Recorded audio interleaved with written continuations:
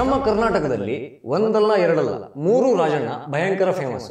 ಅವರಲ್ಲಿ ಒಬ್ರು ಅದೇ ಕರಿ ಕೂದಲು ಬಿಳಿ ಮೀಸೆದು ವ್ಯಕ್ತಿ ಇದಾರಲ್ಲ ಆ ರಾಜಣ್ಣ. ಮೈಕ್ ಕಾಣ್ತಾ ಇದ್ದಂಗೆ ಪೊಲೀಸರಿಗೆ ಕಾಮನ್ ಸೆನ್ಸ್ ಇದೆಯೇನ್ರಿ ಥೂ ಅಂತ ನಮ್ಮ ಕರ್ನಾಟಕ ಪೊಲೀಸರಿಗೆ ಉಗಿದ್ರು. ಕಾಮನ್ ಸೆನ್ಸ್ ಇದೆಯಾ ಪೊಲೀಸ್ನವರಿಗೆ? ಈ ಹಿಂದೂ ಮುಸ್ಲಿಂ ಬಾಯಿ ಆಗೋದನ್ನ ತಡೀತಾ ಇರೋದ್ರಲ್ಲಿ ಯಾರಾದ್ರೂ ಒಂದು ದೊಡ್ಡ ಕೈ ಕಾಣ್ರೆ ಅದು ಕಾಂಗ್ರೆಸ್ ಹಿಂದೆ. ಇನ್ನು ಬಾಯ್ ಬಿಟ್ರೆ ಕಠಿಣ ಕ್ರಮ ಅಂತ ಮಾತಾಡೋ ನಮ್ಮ ಜಿ ಪರಮೇಶ್ವರ್ ಅವರು ಅವ್ರನ್ನ ಯಾಕೆ ಗೃಹ ಮಂತ್ರಿ ಮಾಡಿದ್ದಾರೆ ಅಂತ ಸ್ವತಃ ಸಿದ್ದರಾಮಯ್ಯಗೂ ಗೊತ್ತಿರೋಕ್ಕೆ ಸಾಧ್ಯನೇ ಇಲ್ಲ. ಮುಸ್ಲಿಮರ ವಿಚಾರಕ್ಕೆ ಬಂದಾಗ ಸಂವಿಧಾನವನ್ನ ಕಾಂಗ್ರೆಸ್ ಮರ್ತೇ ಬಿಡುತ್ತೆ. ಈ ಪ್ರಶ್ನೆಗಳಿಗೆ ಸಂವಿಧಾನದ ಚಿಕ್ಕ ಪುಸ್ತಕವನ್ನ ಜೇಬಲ್ಲಿ ಇಟ್ಕೊಂಡು ಓಡಾಡೋ ರಾಹುಲ್ ಗಾಂಧಿ ಉತ್ತರ ಕೊಡ್ತಾರ ಅಥವಾ ಮಲ್ಲಿಕಾರ್ಜುನ್ ಖರ್ಗೆ ಅವರೇ ಕೊಟ್ಟು ಬಿಡ್ತಾರ. ಮೊನ್ನೆ ತಾನೇ ಇಲ್ಲೇ ಕೂತ್ಕೊಂಡು DK ಶಿವಕುಮಾರ್ ಅವರಿಗೆ ಬಿಲ್ಡಪ್ ಕೊಟ್ಟಿದ್ದೆ ಅಂಜದ ಗಂಡು ಅಂತ. ಬಟ್ ಕಾಂಗ್ರೆಸ್ಸಿನ ಸ್ಟ್ರಾಟಜಿ ಇವಾಗ ಅರ್ಥ ಆಗ್ತಾ ಇದೆ. ಸಿದ್ದರಾಮಯ್ಯ ಅವರೇ, ನೀವು ಆ ಕಡೆ ಗೋಡೆಗೆ ಹೋಗಿ ತಲೆ ಚಚ್ಕೋತಿರೋ ಅಥವಾ ಈ ಕಡೆ ಗೋಡೆಗೋ ಅಂತ ಯೋಚನೆ ಮಾಡ್ಕೊಳ್ಳಿ. ಗೋಡೆ ಅಂತಿದ್ದಂಗೆ ಮತ್ತೆ ಹೀಗನ್ಬೇಡಿ ಆಯ್ತಾ. ಜೈ ಶ್ರೀರಾಮ್. ನಾನು ಅಜಿತ್ ಬೊಪ್ನಳ್ಳಿ. ನಮ್ಮ ಕರ್ನಾಟಕದಲ್ಲಿ ಒಂದಲ್ಲ ಎರಡಲ್ಲ ಮೂರು ರಾಜಣ್ಣ ಭಯಂಕರ ಫೇಮಸ್ಸು. ಒಬ್ರು ಪ್ರಖ್ಯಾತಿ, ಇಬ್ರು ಕುಖ್ಯಾತಿ. ಆ ಪ್ರಖ್ಯಾತಿ ರಾಜಣ್ಣ ಯಾರು ಅಂತ ನಾನು ವಿಶೇಷವಾಗಿ ಬಾಯಿ ಬಿಟ್ಟು ಮತ್ತೆ ಹೇಳೋದು ಏನೂ ಇಲ್ಲ. ನಟ ಸಾರ್ವಭೌಮ ಡಾಕ್ಟರ್ ರಾಜ್ಕುಮಾರ್ ಅವರು ಸಿನಿಮಾದಲ್ಲಿ ಮಾಡಿದ ಸಾಧನೆ, ಅವರು ಸಿನಿಮಾ ರಂಗಕ್ಕೆ ಕೊಟ್ಟ ಸೇವೆಯಿಂದ ಅವರು ಇವತ್ತು ನಮ್ಮ ಜೊತೆಗಿಲ್ಲ ಅಂದರೂ ಕೂಡ ಯಾವಾಗಲೂ ನಮ್ಮ ಜೊತೆಗೆ ಇದ್ದಾರೆ ಅನ್ನೋ ಒಂದು ಭಾವವನ್ನು ಮೂಡಿಸಿ ಹೋಗಿದ್ದಾರೆ. ಅದರ ಜೊತೆಗೆ ಇನ್ನಿಬ್ಬರು ರಾಜಣ್ಣ ಇದ್ದಾರೆ. ಅವರಲ್ಲಿ ಒಬ್ಬರು ಈ ಸಿದ್ದರಾಮಯ್ಯ ಸಂಪುಟದಲ್ಲಿ ಸಚಿವರಂತೆ KN ರಾಜಣ್ಣ, ಅದೇ ಕರಿ ಕೂದಲು ಬಿಳಿ ಮೀಸೆದು ವ್ಯಕ್ತಿ ಇದಾರಲ್ಲ ಆ ರಾಜಣ್ಣ. ಇನ್ನೊಬ್ಬ ರಾಜಣ್ಣ ಇದ್ದಾರೆ, ಅವ್ರ ಬಗ್ಗೆ ನಾನು ಮಾತಾಡೋಕ್ಕೆ ಹೋಗೋದೇ ಇಲ್ಲ. ಅದು ಸಮಯ ಹಾಗೂ ನನ್ನ ಶ್ರಮ ಎರಡೂ ಕೂಡ ವ್ಯರ್ಥ. ಸುಸ್ಪಷ್ಟ ಕನ್ನಡ ಮಾತಾಡಿ ಅಂದರೆ ಚುಚ್ಚುಪಟ್ಟ ಕನ್ನಡ ಮಾತಾಡ್ತಾರೆ ಅವರು, ಅಷ್ಟು ಚೆನ್ನಾಗಿದೆ ಅವ್ರ ಕನ್ನಡ. ಈಗ KN ರಾಜಣ್ಣ ಭಯಂಕರ ಟಾಕಲ್ಲಿದ್ದಾರೆ. ಯಾಕಪ್ಪ ಅಂತ ಕೇಳಿದ್ರೆ, ಉದಯಗಿರಿ ಅಂತ ಮೈಸೂರಲ್ಲಿ ಒಂದು ಗಲಭೆ ಆಯಿತು. ಯಾವುದೋ ಒಂದು ಡೆಲ್ಲಿ ಇಲೆಕ್ಷನ್ ಸಂಬಂಧ ಅರವಿಂದ್ ಕೇಜ್ರಿವಾಲು, ನಮ್ಮ ರಾಹುಲ್ ಗಾಂಧಿ ಹಾಗೆ ಅಖಿಲೇಶ್ ಯಾದವ್ ಅವ್ರು ಮೂರು ಜನ ಇರೋ ಫೋಟೋವನ್ನು ಏನೋ ಒಬ್ಬನು ವಿವಾದಾತ್ಮಕ ರೀತಿಯಲ್ಲಿ ಸ್ಟೇಟಸಿಗೆ ಹಾಕೊಂಡಿದ್ದ ಅಂತ ಪೊಲೀಸ್ ಸ್ಟೇಷನ್ಗೆ ಮುತ್ತಿಗೆ ಹಾಕಿದ್ರು. ಯಾರು? ಶಾಂತಿಪ್ರಿಯ ಬಾಂಧವರು. ಬಾಂಧವರು ಅನ್ಬೇಕು ಬಾಂಬವರು ಅನ್ಬೇಕು ಅನ್ನೋ ಭಯಂಕರ ಕನ್ಫ್ಯೂಷನ್ ಯಾವಾಗಲೂ ಆಗುತ್ತೆ ನನಗೆ. ಪೊಲೀಸರು FIR ದಾಖಲು ಮಾಡಿಕೊಂಡ್ರು, ಸುಮೋಟೋ ಕೇಸ್ ಕೂಡ ಹಾಕ್ಕೊಂಡ್ರು, ಆದರೂ ಕೂಡ ಅವರಿಗೆ ಸಮಾಧಾನ ಇಲ್ಲ. ಆ ವ್ಯಕ್ತಿನ ನಮ್ಮ ಕೈಗೆ ಕೊಡಿ, ಈ ಒಂದು ಸಿಚುವೇಶನ್ ಆಯಿತು. ಹಾಗೆ ಪೊಲೀಸ್ ಕಾರುಗಳಿಗೆ, ಪೊಲೀಸ್ ವ್ಯಾನ್ಗಳಿಗೆ ಕಲ್ಲು ತೂರಾಟ ಮಾಡಲಾಯಿತು. ಪುಣ್ಯ ನಾಗಮಂಗಲ ಥರ ತೀರಾ ಪ್ರಿಪೇರ್ ಆಗಿರಲಿಲ್ಲ, ಇಲ್ಲಾಂದರೆ ಪೆಟ್ರೋಲ್ ಬಾಂಬ್ ಬಿದ್ದಿರೋದೇನೋ. ಅದಾದಮೇಲೆ ಈ ಕಾಂಗ್ರೆಸ್ಸು ಪಾಪ ಅವ್ರನ್ನ ಡಿಪೆಂಡ್ ಮಾಡ್ಕೊಳ್ಳೇಬೇಕು, ಯಾಕೆಂದರೆ ವೋಟ್ ಬ್ಯಾಂಕ್. ಸೊ ರಾಜಣ್ಣ ಅವರು ಕ್ಯಾಮ್ರಾ ಮುಂದೆ ಬಂದರು. ಮೈಕ್ ಕಾಣ್ತಾ ಇದ್ದಂಗೆ ಪೊಲೀಸರಿಗೆ ಕಾಮನ್ ಸೆನ್ಸ್ ಇದೆಯೇನ್ರಿ ಥೂ ಅಂತ ನಮ್ಮ ಕರ್ನಾಟಕ ಪೊಲೀಸರಿಗೆ ಉಗಿದ್ರು. ಲಿಟ್ರಲಿ ಆ ವಿಡಿಯೋವನ್ನು ನೋಡ್ತಾ ಇದ್ರೆ ಎಂಥವ್ರಿಗೂ ಕೂಡ ಕೋಪ ಬರುತ್ತೆ. ಈ ಪೊಲೀಸ್ನವರಿಗೆ ಕಾಮನ್ ಸೆನ್ಸ್ ಐತೆ ಇಲ್ಲ ನನಗೆ ಗೊತ್ತಿಲ್ಲ.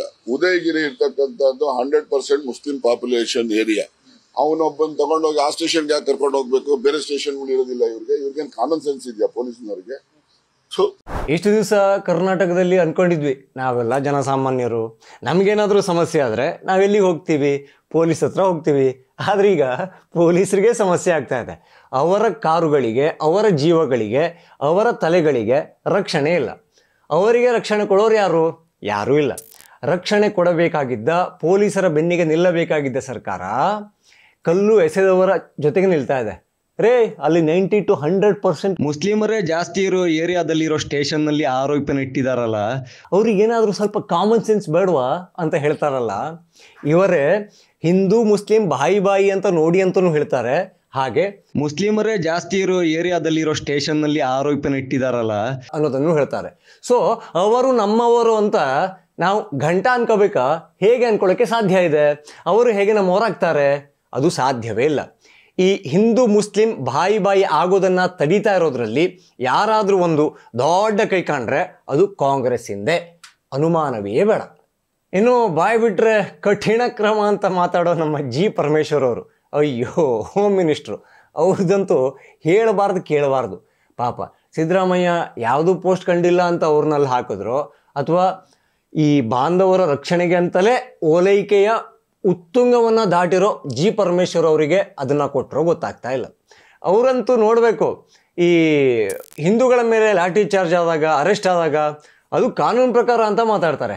ಆದರೆ ಅದೇ ಅವರ ವೋಟ್ ಬ್ಯಾಂಕ್ ಶಾಂತಿ ಬಾಂಬವ್ರ ಬಗ್ಗೆ ಏನಾದರೂ ಆದಾಗ ಅದೊಂದು ಆಕಸ್ಮಿಕ ಘಟನೆ ಅಂತಾರೆ. ಹಾಗೆ ತನಿಖೆ ನಡೀತಾ ಇದೆ, ಪೊಲೀಸರು ಕ್ರಮ ತಗೋತಾರೆ, ನಾವು ಯಾರನ್ನು ಬಿಡೋ ಮಾತೇ ಇಲ್ಲ, ಹೀಗೆ ಮೇಲೆ ಶಟಲ್ ಕಾಕ್ ಆಡಿ ಮನೆಗೆ ಹೋಗ್ಬಿಡ್ತಾರೆ. ಅವ್ರನ್ನ ಯಾಕೆ ಗೃಹ ಮಂತ್ರಿ ಮಾಡಿದ್ದಾರೆ ಅಂತ ಸ್ವತಃ ಸಿದ್ದರಾಮಯ್ಯಂಗೂ ಗೊತ್ತಿರೋಕ್ಕೆ ಸಾಧ್ಯನೇ ಇಲ್ಲ. ಪೋಸ್ಟ್ ಮಾಡಿದ್ದು ಸೋಷಿಯಲ್ ಮೀಡಿಯಾದಲ್ಲಿ ಅದು ಸ್ವಲ್ಪ ಅಲ್ಲಿ ಒಂದು ಸಮುದಾಯವನ್ನು ಕೆರಳಿಸಿದೆ. ಅವರೊಂದು 200 ಜನ ಬಂದು ಪೊಲೀಸ್ ಸ್ಟೇಷನ್ನಲ್ಲಿ ಗಲಾಟೆ ಮಾಡಿ ನಮಗೆ ಅವನ್ನ ಹ್ಯಾಂಡ್ ಓವರ್ ಮಾಡಿ ನಾವು ಅವನಿಗೆ ಬುದ್ಧಿ ಕಲಿಸ್ತೀವಿ ಹಾಗೆ ಅಂತೆಲ್ಲ ಕೇಳಿದ್ದಾರೆ. ಅವರು ಒಬ್ಲೈಸ್ ಮಾಡಿಲ್ಲ. ಒಬ್ಲೈಸ್ ಮಾಡದೇ ಇರೋ ಕಾರಣಕ್ಕಾಗಿ ಅವರು ಪೊಲೀಸ್ ಸ್ಟೇಷನ್ ಮೇಲೆ ಕಲ್ಲು ತೂರಿದ್ದಾರೆ.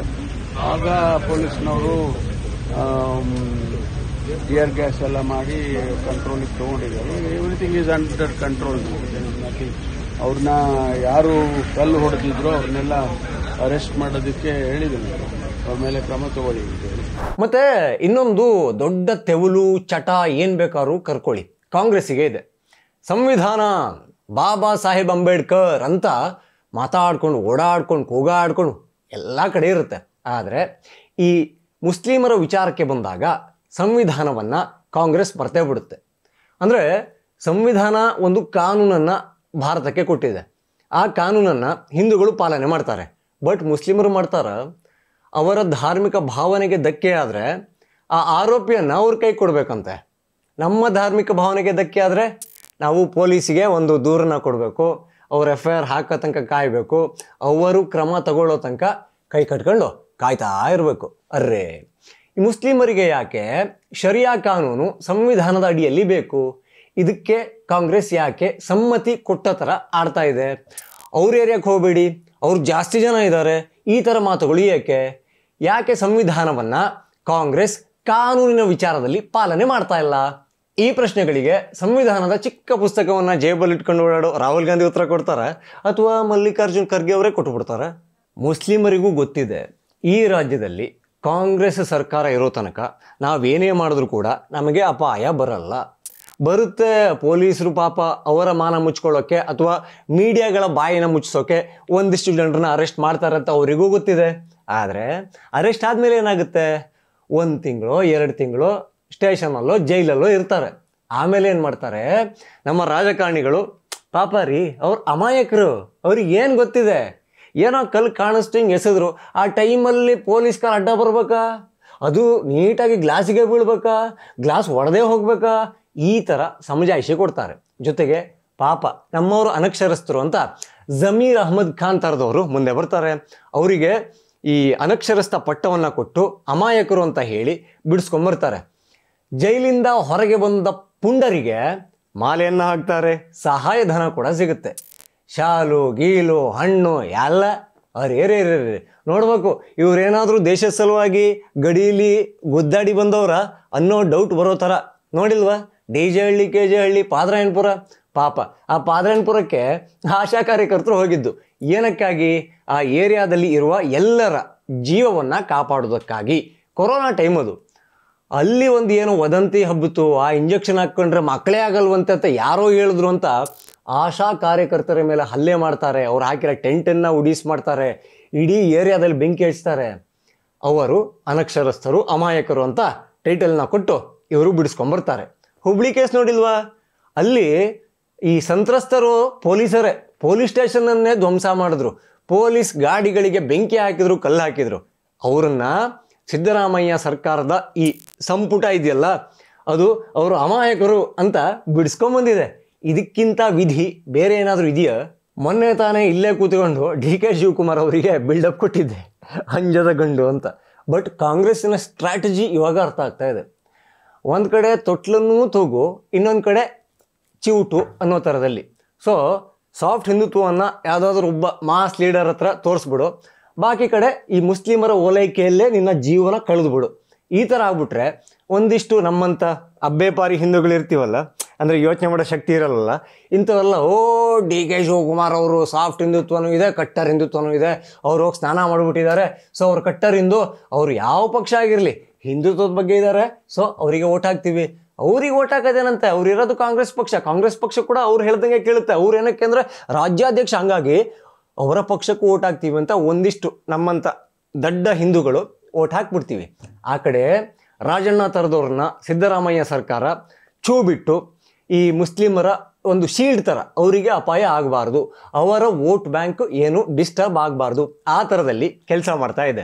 ಇದು ಆಗಿದ್ದಲ್ಲಿ ಮಾನ್ಯ ಮುಖ್ಯಮಂತ್ರಿಗಳ ತವರು ಜಿಲ್ಲೆಯಲ್ಲಿ, ನಿಮ್ಮ ರಾಜ್ಯದಲ್ಲಿ, ನಿಮ್ಮ ಆಡಳಿತದಲ್ಲಿ ಜನಸಾಮಾನ್ಯರಿಗೆ ಬಿಟ್ಟಾಕಿ ನೆಮ್ಮದಿಯಿಂದ ಒಂದು ಗಣೇಶ ಮೆರವಣಿಗೆ ಕೂಡ ಹೋಗೋಕ್ಕಾಗಲ್ಲ, ಪೊಲೀಸರಿಗೆ ರಕ್ಷಣೆ ಕೊಡೋಕ್ಕಾಗದಿರೋ ಅಶಕ್ತ ಸರ್ಕಾರ ಇದೆ ಅಂದರೆ ಸಿದ್ದರಾಮಯ್ಯ ಅವರೇ, ನೀವು ಆ ಕಡೆ ಗೋಡೆಗೆ ಹೋಗಿ ತಲೆ ಚಚ್ಕೋತಿರೋ ಅಥವಾ ಈ ಕಡೆ ಗೋಡೆಗೋ ಅಂತ ಯೋಚನೆ ಮಾಡ್ಕೊಳ್ಳಿ.